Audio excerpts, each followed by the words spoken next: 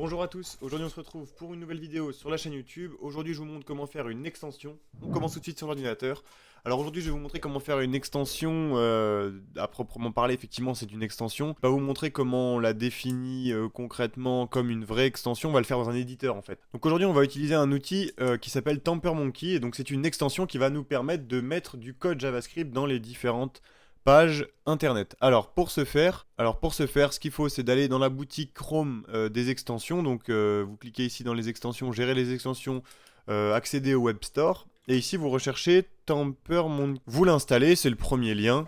Hop, vous l'installez et en fait ça va vous installer cette petite extension qui apparaît juste ici et où vous allez pouvoir ajouter plein de petits scripts. Alors ici notre but dans cette vidéo ça va être très rapide, je vais vous montrer comment on fait pour utiliser un peu du JavaScript personnalisé dans les pages. Ce qui veut dire que par exemple avec ce genre de choses, il faut se dire qu'on peut automatiser tout ce qui peut être fait du côté client. Par exemple vous allez sur un site qui a un modal de check de cookies et que vous voulez le refuser. Vous savez que ce site-là, à chaque fois, il vous le demande, à chaque fois, il vous le propose, et vous devez à chaque fois cliquer sur en savoir plus, décocher et faire enregistrer. Bah, tout ça, vous allez pouvoir l'automatiser, par exemple. Aujourd'hui, on va pas rentrer dans le détail pour faire un plugin comme ça, mais le but, c'est de vous apprendre à l'utiliser. Et normalement, si vous savez faire du JavaScript et que vous sauriez le faire sur votre site, alors vous saurez le faire avec l'extension. Ce qu'on va faire tout de suite, c'est tout simplement un petit système qui va nous faire en sorte que lorsqu'on accède à Google et qu'on actualise la page Google ou qu'on se rend sur Google, ça lance une recherche directement. Ce petit script, je l'ai déjà écrit, il est juste ici. Ici, TamperMonkey fonctionne avec des presets qui sont entrés juste au-dessus,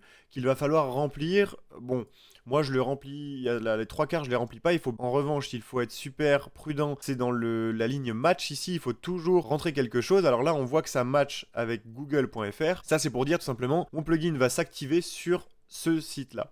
Donc si vous voulez que votre plugin s'active sur tous les sites, vous mettez https://étoile/, je crois. Ça va permettre de dire tu peux l'activer sur tous les sites qui sont en HTTPS, je crois.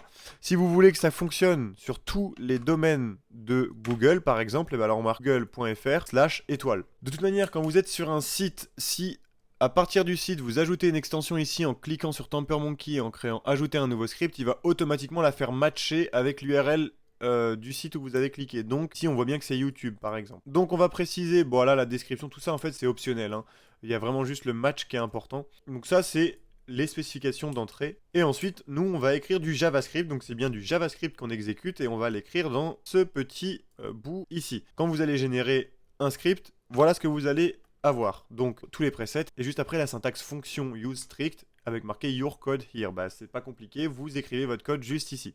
Donc ça on va pouvoir l'enlever par exemple. Je sais pas du tout à quoi sert le fonction use strict, donc on le laisse. Mais là du coup on va écrire notre code et notre code il est pas très compliqué pour la recherche Google. Bien ici ce qu'on va faire c'est que si vous voulez faire des modifications de JavaScript sur un site en question, il va falloir que vous le fassiez côté client vous-même, que vous compreniez ce que vous faites et que vous le traduisiez en JavaScript. Donc ici bah, si on veut faire une recherche automatique et écrire à l'intérieur de ce champ directement rechercher par exemple. Bah, ce qu'il va nous falloir faire, si on le faisait en code entre guillemets, c'est ici on prend notre outil sélecteur, on clique sur le text area qui est ici, on récupère, s'il a un ID, effectivement il a un ID ici, on récupère son ID, et nous ce qu'on va devoir dire à notre script c'est tu rentres comme valeur dans ce champ-là une certaine valeur. Donc c'est ce qu'on fait ici en faisant document.getElementById, ici on lui colle son identifiant, .value qui va nous permettre d'accéder à la valeur du champ text area. Donc la valeur c'est ce qui est contenu à l'intérieur du text area. Et cette valeur on va la remplacer par rechercher. Avec juste cette ligne, eh bien ça nous écrirait rechercher dans la barre et ensuite il va falloir qu'on clique sur le bouton recherche Google et pareil pour le bouton recherche Google et ben on le sélectionne, on regarde s'il y a moyen de le trouver plus facilement. Donc effectivement il y a une classe, avec la classe vous allez pouvoir le retrouver. On copie la classe et ici dans notre code on nous dit et ben on va chercher avec query selector, on aurait pu faire getElementByClassName gn0 machin 2.0 pour dire que c'est le premier élément, point click, ce qui fait que là il va récupérer l'élément en question et il va cliquer dessus. Ce qui va donc nous faire un plugin fonctionnel. Si ici je reviens en arrière et que j'active ici mon script, et là si je vais sur google.fr, eh ben on voit qu'en actualisant Google, on nous lance direct une recherche avec marqué rechercher. Donc ici par exemple, si dans mon champ je vais modifier par YouTube, eh ben il va lancer une recherche pour YouTube. On réessaye, j'enlève le reste du lien. Bah, on pourrait essayer avec la petite étoile ici. J'enregistre. Voilà, avec la petite étoile, il fonctionne puisque du coup, on va considérer que tout ce qui est passé après, eh bien, il va rechercher. Alors là, d'ailleurs, ça aurait pu bugger puisqu'il pourrait lancer la recherche en boucle. Vous voyez que quand je reclique sur Google, eh ben, en fait, il relance une recherche YouTube. Donc c'était un petit tuto pour vous montrer comment aborder les bases d'une extension sur Google. Alors TamperMonkey, c'est une extension qui va fonctionner également sur Mozilla, qui va fonctionner sur Brave, qui va fonctionner sur beaucoup de navigateurs. Donc vous avez juste à installer cette petite extension et puis vous pouvez taper du code JavaScript pour modifier les différents sites web que vous consultez et que vous utilisez. Ça peut être un outil super efficace si vous voulez gagner du temps sur certaines tâches. Ça peut être un outil qui peut vous permettre de sortir des analyses. Ça peut être un outil vraiment très très utile sur plein de domaines. C'est ce que je voulais vous montrer. Donc n'hésitez pas à vous lancer dans des petits projets pour utiliser TamperMonkey, enfin utiliser JavaScript sur des pages que vous consultez.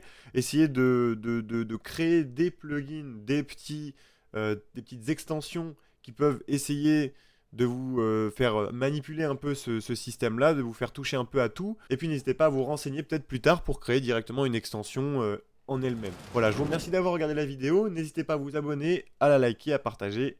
Merci de l'avoir regardé et on se dit à bientôt pour une autre vidéo. À bientôt. Au revoir.